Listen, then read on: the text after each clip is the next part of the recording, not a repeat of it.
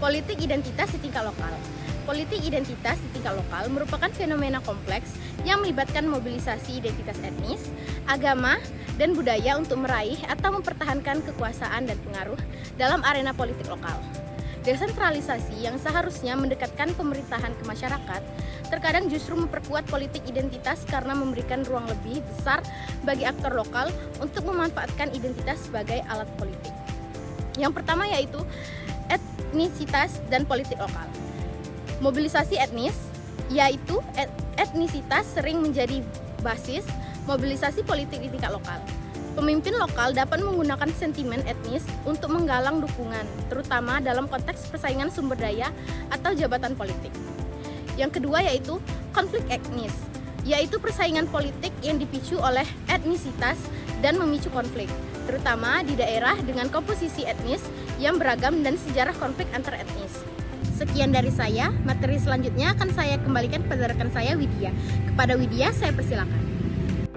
Materi selanjutnya, peran adat. Jurnal Davidson dan Jami menyoroti bagaimana hukum dan lembaga adat dapat digunakan atau dimanipulasi dalam politik lokal.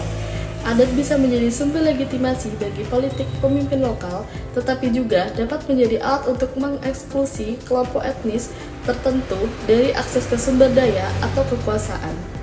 Pemimpin lokal dapat menggunakan adat untuk memperkuat posisi mereka, baik melalui gelar adat, ritual, maupun hubungan kekerabatan yang diakui secara adat.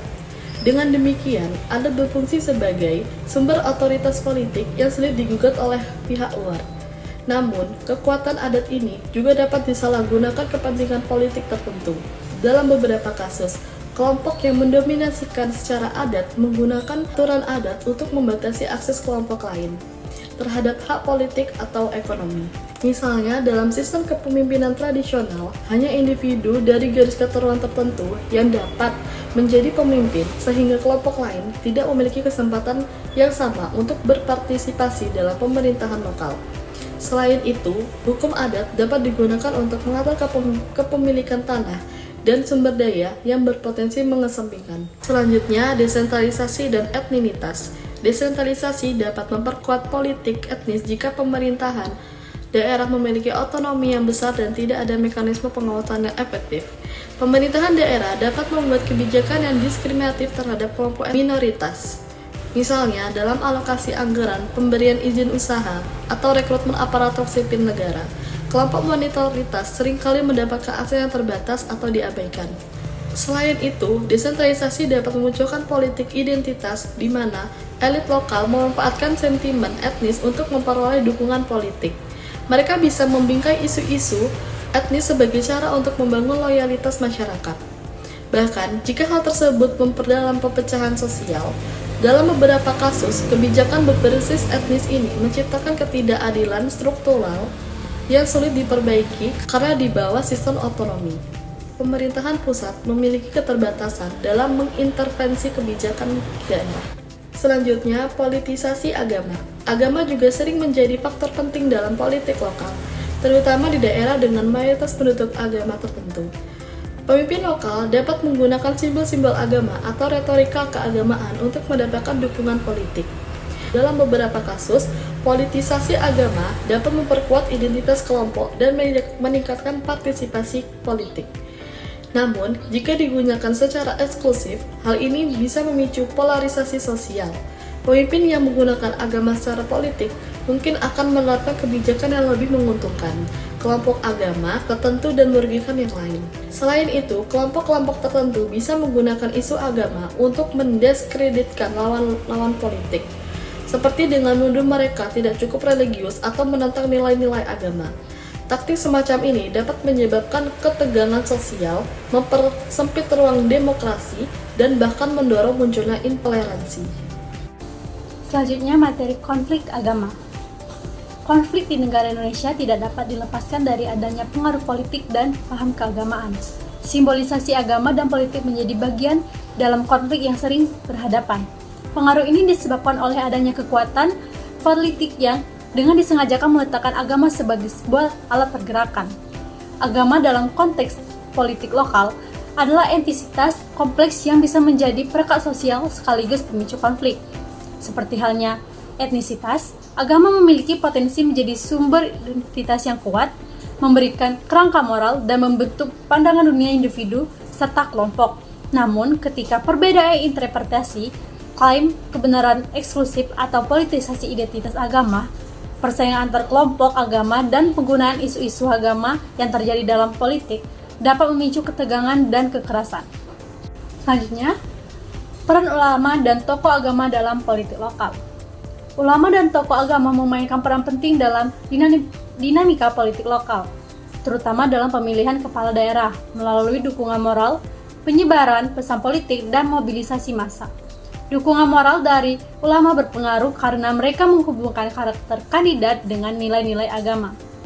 Mereka memanfaatkan ceramah dan jaringan keagamaan untuk menyampaikan peran politik dan memperkuat dukungan terhadap kandidat.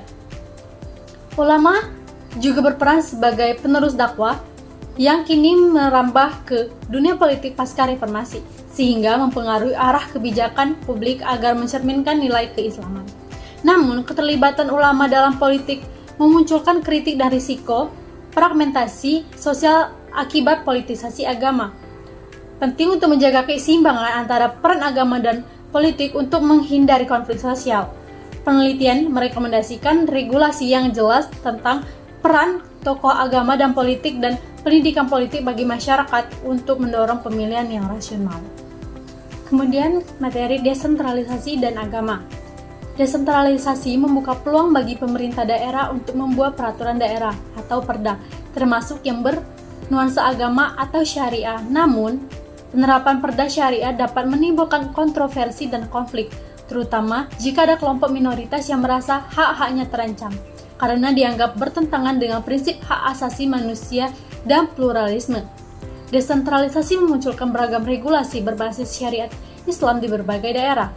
Di satu sisi, desentralisasi dapat meningkatkan demokratisasi dengan memberikan kesempatan yang lebih luas untuk mengatur daerah sesuai aspirasi masyarakat setempat. Namun, di sisi lain, hal ini dapat memicu gerakan politik yang bersifat lokalitas dan berpotensi mengancam nilai-nilai demokrasi.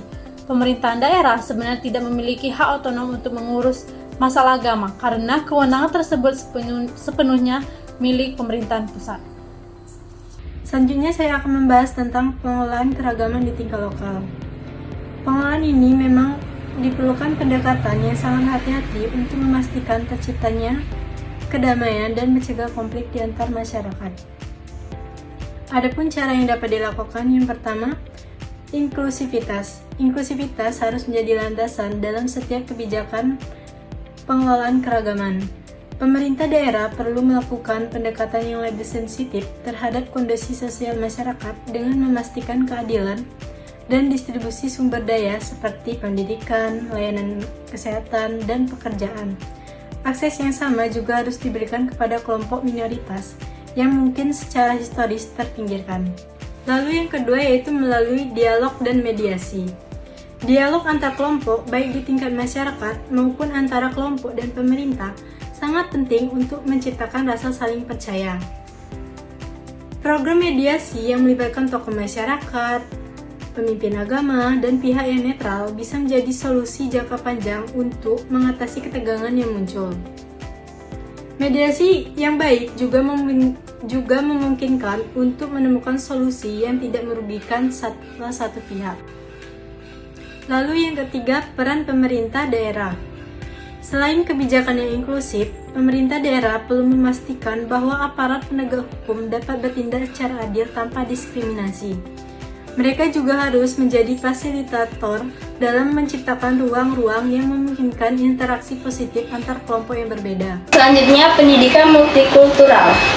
Pendidikan multikultural adalah pendekatan dalam pendidikan yang menekankan penghormatan terhadap keberagaman budaya etnis, agama, dan latar belakang sosial dalam proses belajar mengajar.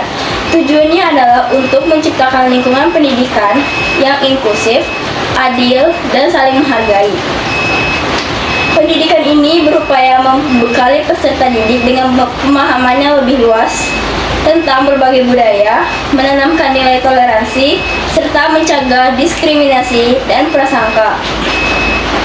Dengan demikian, Pendidikan multikultural berperan dalam membangun masyarakat yang lebih harmonis dan berkeadilan sosial.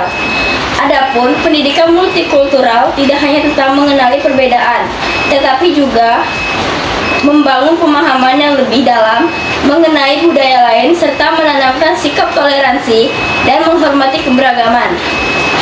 Selanjutnya, desentralisasi dan pengelolaan keragaman.